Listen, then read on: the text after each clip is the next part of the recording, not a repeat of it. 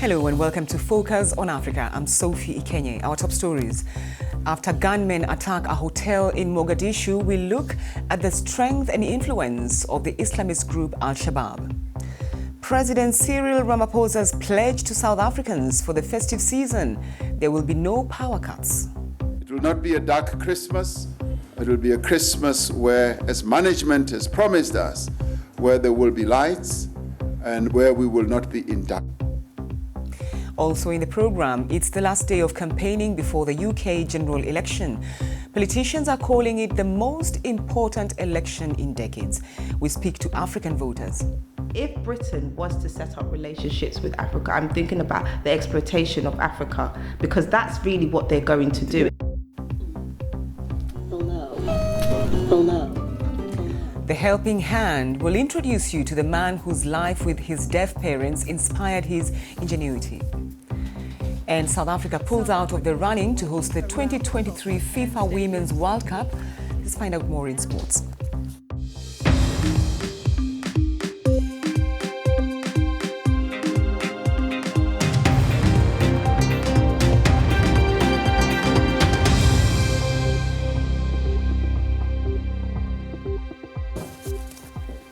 Thanks for joining us on Focus on Africa from BBC World News. We start in Somalia, where al-Shabaab militants launched an attack on Tuesday night at a hotel in the capital Mogadishu. 2 members of security forces and 3 civilians were killed before the ordeal came to an end. The militants targeted the Somali Youth League Hotel, which is popular with officials and business people. It's thought that a group of tribal leaders was staying at the hotel at that time. Now, the SYL, which is close to the presidential palace, has been targeted by al-Shabaab in the past. In August 2016, 22 people died when a truck bomb was detonated outside the hotel. Well, the BBC's Bella Shigo is in Mogadishu for us and can tell us what happened. Police in Somalia say that they have ended a deadly attack in a hotel in the capital Mogadishu on Tuesday after a 7-hour battle that left at least 2 soldiers and 3 civilians dead. 11 others were injured, according to a tweet by the deputy police commander Zakia. A further 82 people, a mix of civilians and officials, have been rescued. The incident began with a firefight between the 5 al-Shabaab gunmen and members of the security forces who were manning the checkpoints leading to the nearby presidential palace. All 5 militants were killed, and the police warned that the death toll could rise. Al-Shabaab continues to effectively control large areas of the southern and central Somalia, and attacks from the group are frequent across the country, including in Mogadishu. The group often targets government officials and military infrastructure. Bella Shego, BBC News, Mogadishu. Well, Ismail Osman is former Deputy Director of National Intelligence Service Agency. Thanks for taking time to talk to us on Focus on Africa. The statement there is that al-Shabaab is effective in many parts of Somalia. I wonder, though, how they make it, how they get their finances in terms of taxes. Can you break that down for us? Thanks for having me, Sophia, first and foremost. Al-Shabaab is gaining momentum. Al-Shabaab is gaining strength. Al-Shabaab is collecting taxes in Mogadishu, especially in the seaport. And the biggest market in Mogadishu, Bakara market. They are also collecting, if you're selling a house, you have to pay taxes. If you're buying a house, you have to pay taxes. They also have an effective court system that people choose to go over Shabaab's court rather than the government court. So they are gaining the mind and heart of the people as well. There is a will, there is a way. The government lacks a oversight. The government lacks policy to counter al-Shabaab. That's exactly where I want to come in, because how can they be running a parallel operation under the nose of the government? They are running because it looks like this particular government, ever since President Mohamed Farmajo took over the office nearly 3 years ago, there's no policy and procedures to counter al-Shabaab.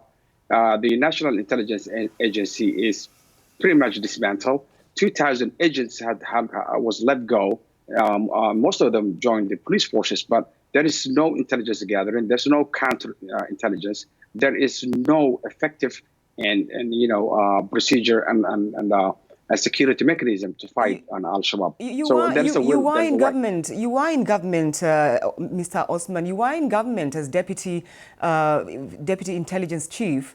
What did you do different, and did you even succeed? What we do different was the city of Mogadishu was peaceful.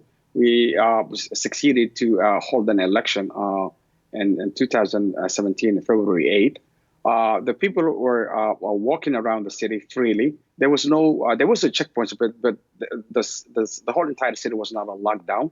But this government, the whole entire city is locked down, and still al-Shabaab is carrying more dangerous attacks for the past 3 years, where the count for the death for the last 3 years are nearly now 5,000 people. So what we did difference was we had sources inside al-Shabaab. We were gathering intelligence on them, and we were preventing a lot of the attacks. They have succeeded some, but we prevented many. All right, let me come in here, because there has been suggestions and talk of negotiations with al-Shabaab. Is that completely off the table, briefly? Well, I would not say it will completely off the table, but we have to come up some sort of alternative strategy to talk to al-Shabaab.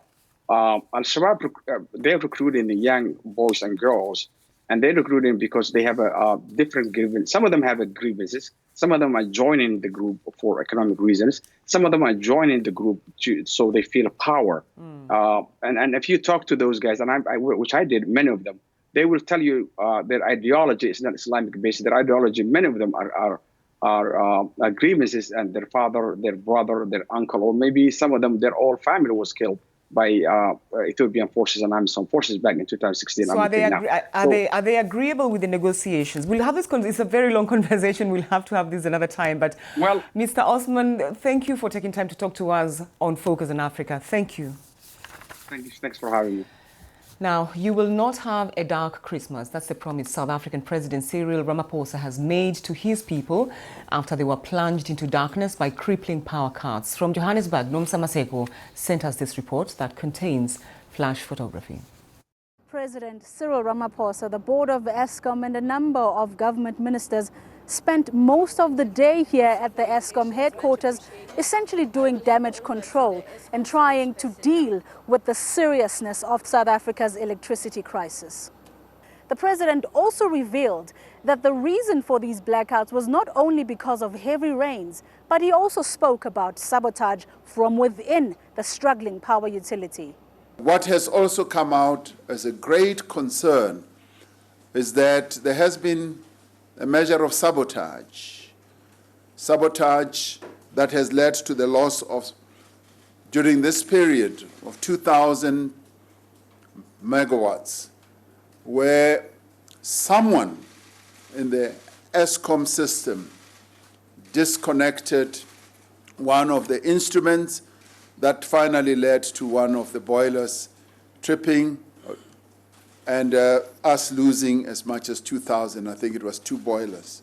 Many South Africans have been angered by the blackouts, but the president has assured the nation that it is being dealt with. We apologize to people of our country for this that has befallen ordinary people as well as commerce and industry. The load shedding that our country has gone through has really touched a raw nerve amongst our people. And I have instructed all managers and executives that all leave is cancelled. No one goes on leave. If we are to have the system restored to stability, and we believe that with this we will be able to assure the people of South Africa that, yes, it will not be a dark Christmas. It will be a Christmas where, as management has promised us, where there will be lights and where we will not be in darkness. The president is also under pressure to reassure investors that South Africa remains open for business, and also to make sure that the country avoids yet another recession. Nomsa Maseko, BBC News, Johannesburg. Well, with me in studio is Lumkile Mondi, who is a senior lecturer at the School of Economics and Business Sciences at the University of Witwatersrand in Johannesburg. Thanks for taking time to talk to us on Focus on Africa. Now, South Africa is facing a huge problem with parastatals. Look at Eskom, look at South African Airways. What is the issue here? The issue is that these institutions were formed for a minority, a white government. In the transition between 1990 and 1994, there was an agreement between the ANC specifically with business, that is, allow business to unbundle, allow it to internationalize in return for black economic empowerment, which the ANC cronies have benefited immensely at the expense of broadening the economy, holding business to invest on infrastructure, particularly around areas which can expand access to the poor. So this is the crisis we have, is that what was inherited for smaller numbers, for a smaller economy, now has been spread all over. And the process, we have not invested in it, and hence the crisis that we find ourselves in. It's very interesting what you say then. What is the solution? Well, the solutions are that it's an acceptance that the compromise of 1994 has not held up. We need a new compromise that speaks to inclusion, that speaks to a broader address of inequality, looking at various ways of how do we bring in those outside the labor market. 30% of South Africans have got access to employment. The economy is shrinking, so we need to think more creatively to import. When you say creatively, we're talking about parastatals here. Yeah. What is their lifeline? What should happen? Well, there's a mix. There's a mixed bag. There are key strategic state-owned enterprises like Eskom, for example, which require to be a player in competition with others. In this case, the state keeps what it has. It tries to address the problems of Kusile Midopi. At the same time, it allows private sector to come in and produce. So they don't monopolize They don't monopolize it, because what we want to do is to slowly lower the cost of production by bringing in the low-cost producers, so that the new company, the ISMO, the market operator that the IRP 2019 is talking to, can then sell or buy from cheaper and sell it to customers at a much more affordable rate. All right, I'm just wondering, curiously, just as very quickly, what all this is doing to investor confidence, especially the... Crushed, completely crushed. Remember, we just held one in late October, and without security of supply of energy, with small media enterprises having collapsed because they could not sustain buying generators and therefore lost productivity and as well as income, the South Africa has to accept the political crisis, the economic crisis, and therefore need to produce the social reforms that are critical for us to get going forward. All right, Lumkile Mondi, thank you for taking time to talk to us. Thanks for having me. Thank you. Now, it's the eve of presidential elections in Algeria, and thousands of people took the streets of the capital, Algiers, in protest. They want the election cancelled. For months, huge demonstrations have been held in Algeria demanding a complete reform of the political system. BBC's Bassam Bouneni reports. After a tense campaign, Algerians are heading to the polls to elect a new president. The Hirak, a popular movement unleashed last February that pushed President Abdelaziz Bouteflika out, is questioning the move.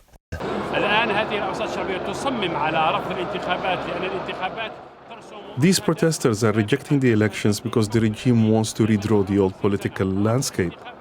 Our refusal is baseless. We have our own vision, and we are convinced that the authorities want to reproduce the same system that has been in charge for the last 50 years. Voters will have to choose between 5 candidates, including 2 former heads of government, 2 former ministers, and a former member of parliament who was close to Bouteflika's regime. But for other Algerians, they feel functioning institutions are important to guarantee the country's stability and a stronger democracy. This is an opportunity to transfer the political row from the streets to the polling stations. I'm pretty sure the election will be transparent. But days before the election, local authorities clamped down on protests. Amnesty International expressed its deep concern over what it described as a climate of repression and restrictions on freedom of expression. Algeria's army chief has urged the military to stop anyone from hindering the electoral process. The North African nation witnessed for the first time a TV debate between the 5 candidates.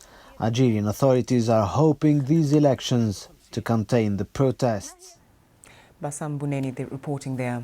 And this is Focus on Africa from BBC World News. Still to come, South Africa cricket names Graeme Smith as its first director of cricket 2 weeks before England arrive on tour. I'm Sophie Ikenye and you're watching Focus on Africa from BBC World News. It's the last day of campaigning before the UK heads to the polls on Thursday for the country's 3rd general election in 5 years.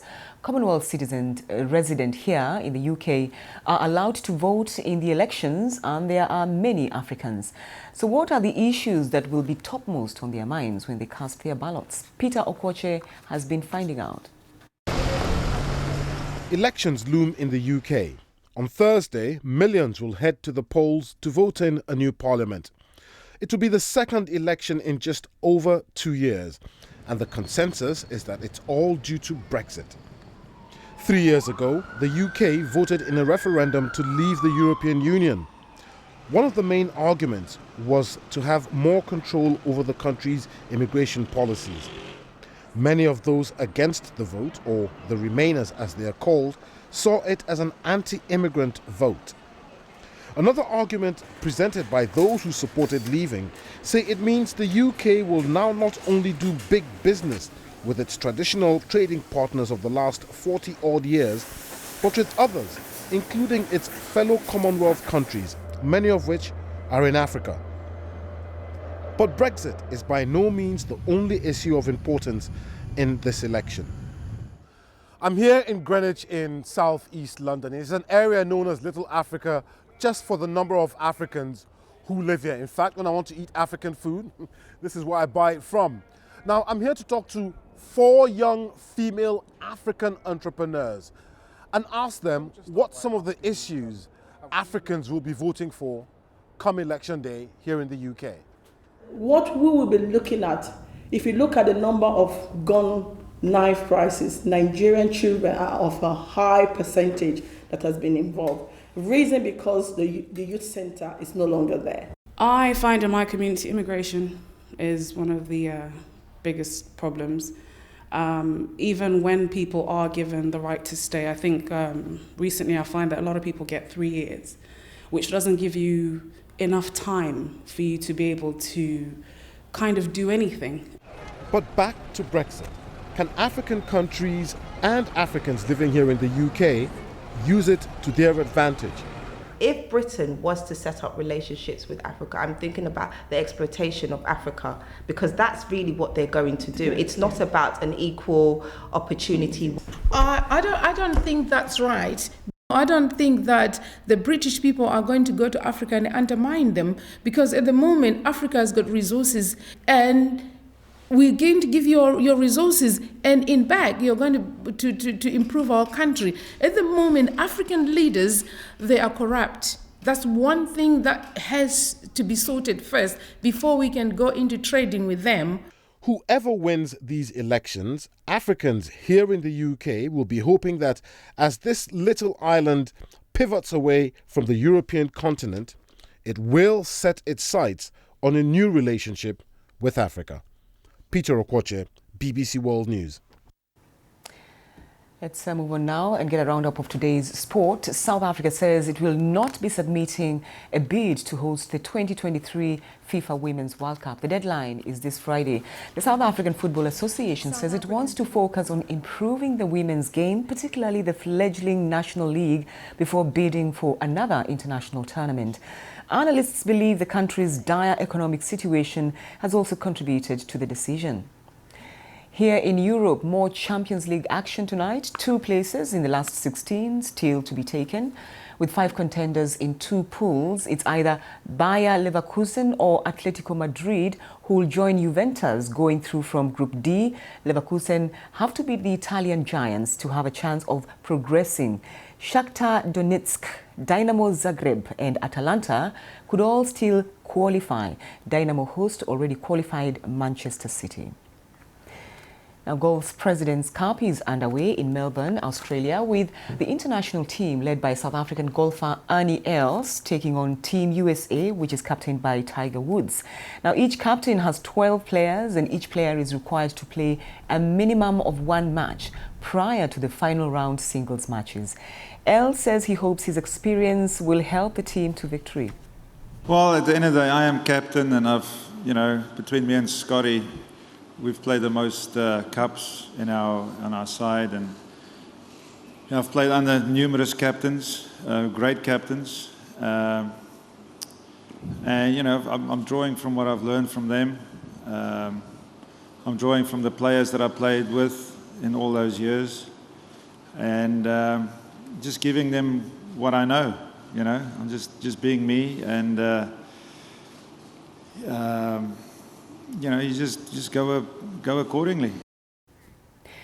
Graham Smith has been named as South Africa's first director of cricket, albeit in a temporary role.